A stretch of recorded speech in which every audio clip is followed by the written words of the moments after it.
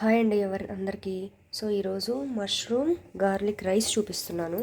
So మష్రూమ్తో biryani చేసుకోవచ్చు, fried rice చేసుకోవచ్చు. ఇవాళ గార్లిక్ అండ్ మష్రూమ్ రైస్ చూపిస్తున్నాను. సో మష్రూమ్ ఎలా క్లీన్ చేయాలి అనేది ఒక వీడియో చేస్తున్నానండి, అది చూడండి. మామూలుగా అయితే హాట్ వాటర్లో వేసి తీస్తారు కదా, బాయిల్ చేస్తారు. కానీ ఫ్రైడ్ రైస్కి అలా బాగుండదు. జస్ట్ వాటర్లో సాల్ట్ పసుపు వేసి జస్ట్ ఒక తెరలు వచ్చాక ఆపేసానండి.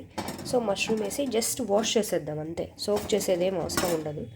సో జస్ట్ సోక్ చేసి తీసేయడం.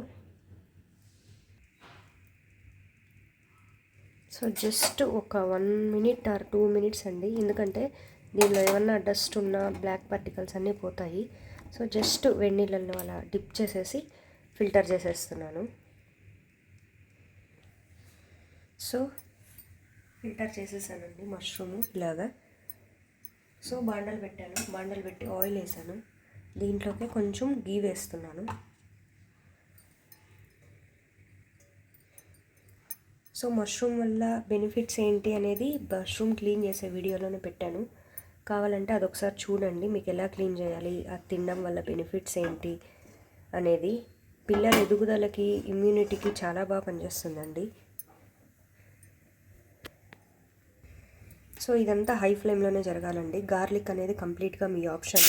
గార్లిక్ ఈ వెదర్కి బాగుంటుందని జింజర్ వేస్తున్నాను. జింజర్ ఆప్షన్ అండి, గార్లిక్ మాత్రం కంపల్సరీ. మనం గార్లిక్ రైస్ అన్నాం కాబట్టి గార్లిక్ కంపల్సరీ. జింజర్ మీ ఆప్షన్ అనమాట. సో నేను జింజర్ ఈ వెదర్కి హెల్త్ ఏంటి జలుబులు దగ్గులు రాకుండా ఉంటాయని కొద్దిగా జింజర్ వేసాను. గార్లిక్ ఎక్కువ క్వాంటిటీ.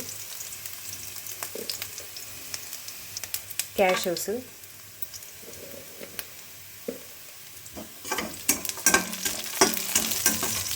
కొద్దిగా ఫ్రై అయ్యాక green chilli, red chilli flakes.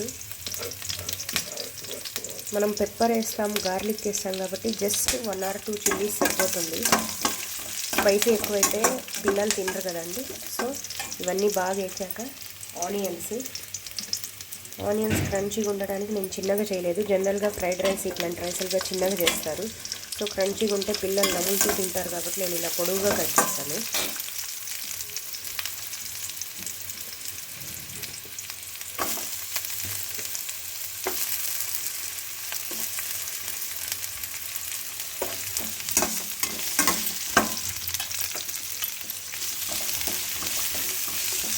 ఒక చిటిక సాల్ట్ వేద్దామండి, బాగా వేగుద్ది తొందరగా.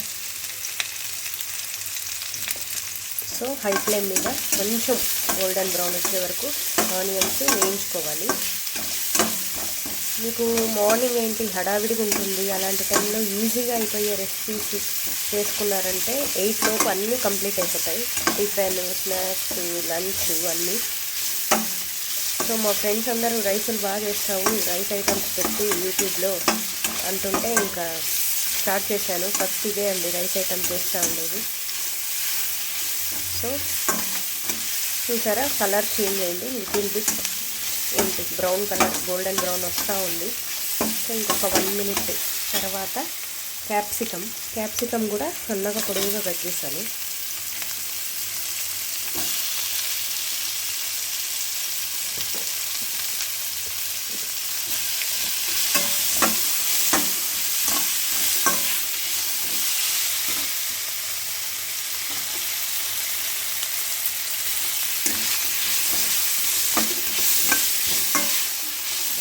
జస్ట్ అన్నీ రెడీగా కట్ చేసుకొని పెట్టుకుంటే 5 to 10 minutesలో అయిపోతుందండి. సో అంతా హై ఫ్లేమ్ మీదే జరగాలి ఇది. మష్రూమ్ ఏంటంటే బాగా వేగినా మెత్తగా అయిపోతాయి, వేగకపోయినా తినలేము. సో మోడరేట్గా వేయించాలన్నమాట. సో క్యాప్సికమ్ కొంచెం మెత్త పడుతూ ఉంది అన్నప్పుడు మష్రూమ్ వేయాలి.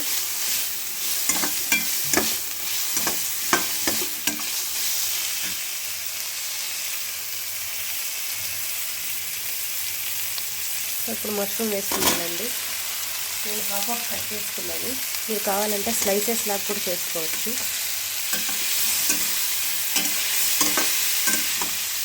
సో మష్రూమ్ కూడా జస్ట్ వాటర్లో వేసి తీసేసాను కదా, సో బాయిల్ అయిందనమాట. కొద్దిగా వేగితే ఏంటి క్రంచీ టెక్స్చర్ అనేది వస్తుంది, క్రంచీగా పిల్లలు బాగా తింటారు. ఇంతకుముందు ఫ్రైడ్ రైస్ చేశానండి, కానీ రికార్డ్ చేయలేదు. ఈసారి ఫ్రైడ్ రైస్ చేసి రికార్డ్ చేస్తాను. క్యాష్యూ గ్రేవీ కూడా బాగుంటుంది చపాతీలోకి మష్రూమ్. సో ఇలాగా హై ఫ్లేమ్ మీద ఒక 3 to 4 minutes వేపాలండి. సో నా దగ్గర చిల్లీ ఫ్లేక్స్ చాలా తక్కువ ఉన్నాయి. సో లిటిల్ బిట్ కారం, చిల్లీ ఫ్లేక్స్ లాగా ఉండే కారం వేస్తున్నాను.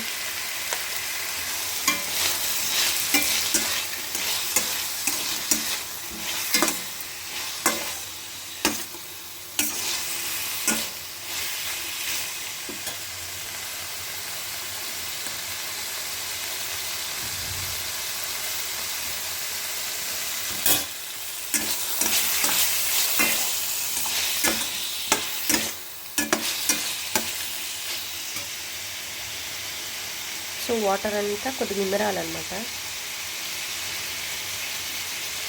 సో నేనేంటంటే మష్రూమ్ వాటర్లో వేసి తీసాను కాబట్టి వాటర్ కంటెంట్ వచ్చిందండి, లేదంటే అలా డైరెక్ట్గా వేస్తే ఈ వాటర్ కంటెంట్ కూడా రాదు.